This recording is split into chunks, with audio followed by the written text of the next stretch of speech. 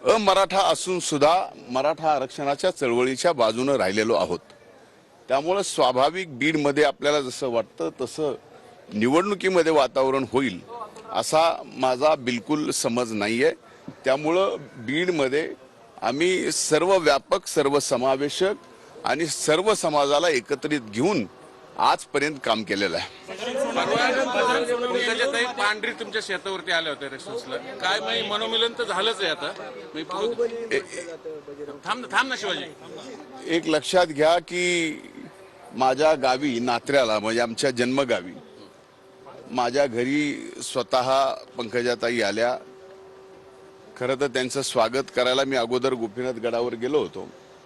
अभूतपूर्व स्वागत परळी विधानसभा मतदारसंघातल्या मायबाप जनतेने या ठिकाणी केलेलं आहे आणि स्वाभाविक आहे की ही 2009 नंतर माझ्या दृष्टीनं हा एक भावनिक प्रसंग आहे की 2009ला मी त्यांच्या विधानसभा निवडणुकीचा प्रचाराचा प्रमुख होतो आणि आता या 2024च्या लोकसभेच्या निवडणुकीमध्ये त्यांच्या विजयाची संपूर्ण खांद्यावर माझ्या जबाबदारी आहे।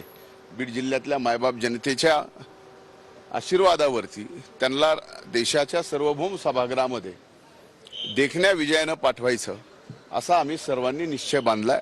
त्याला अनुसरूनच माझ्या आईचं दर्शन घेण्यासाठी